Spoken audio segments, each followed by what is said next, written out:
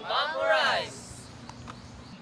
Magandang araw sa inyong lahat. Gusto nyo bang malaman ang mga accommodation dito sa Batan? Tara na, mag-explore tayo. Ang una-una nating destination ngayon ay dito sa Memorize. Tara na, let's go!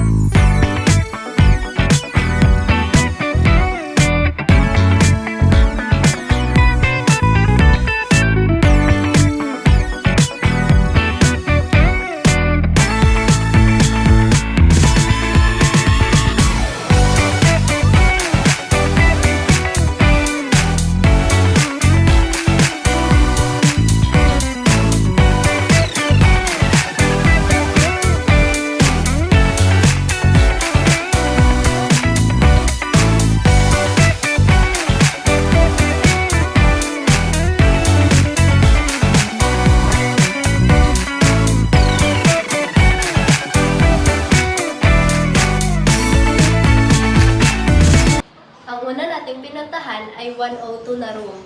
Dito is good for 4 people. And then, malapit siya sa pool. Tapos, ang per night dito is 2.5. As you can see, is maganda ang quality ng room. And then, may TV pa. So, and then may mini ref pa here. Tapos, dito tayo sa CR. As you can see is maganda yung quality, may mirror. Yan ang una nating room for today.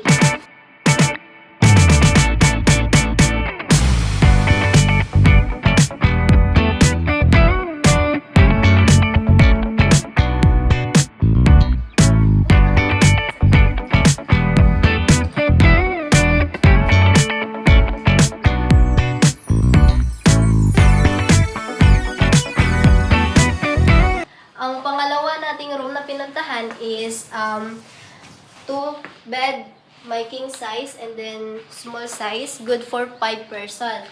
And then for night dito is 3,000 plus. As you can see, may TV and then may ref. And then sa CR is lumaki siya. Yes, and then as you can see is malaki talaga yung space dito sa CR. So, this room is good for 5 person. As you can see is maganda dito sa gilid. Bukas siya and then may curtain. And then the pool, makikita mo siya. So, maganda yung view na dito.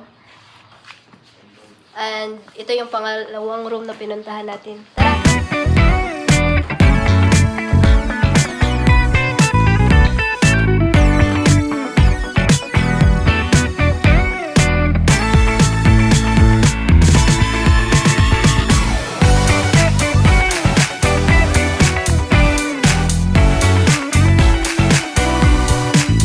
So, nandito tayo ngayon sa pangatong kwarto kung saan ito ay couple room na mayroong aircon, TV, at comfort room.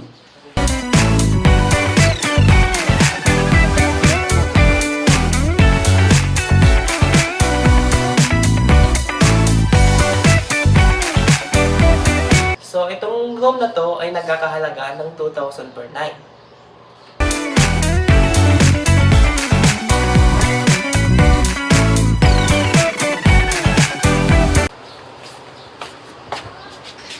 So guys, dito na po tayo sa pang-apat na room na which is the family size room. Meron po dito na 14 size na bed, tsaka tatlong double deck na bed na good for 6 person. The maximum po dito na pwede makatulog is 14 packs, but pwede sila makaprovide ng extra bed para umabot ng 20 packs. Meron po ditong TV, dalawang aircon, closet. Let's go, dito tayo sa bathroom. Dito naman sa bathroom makikita ay siyempre CR, shower.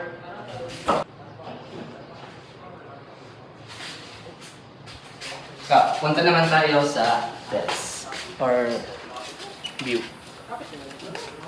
Dito naman makikita ay magandang view. Sa third floor po tayo. Makikita ang baybay ng Mambukyao tsaka yung dalawang swimming pool sa baba.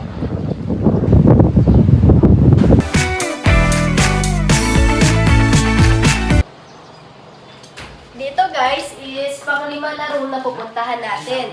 Family room again, but good for 4 and 7 packs of people. As you can see, we have here the 2 king size of bed and then the small size of bed. And then may aircon dito. And then dito sa gilid is pwede kang tumambay. Ang ganda ng view dito guys. And then may upuan dito. Dito naman sa gilid is pwede kayo tumambay. And then, yung view dito is makikita nyo din doon yung dagat.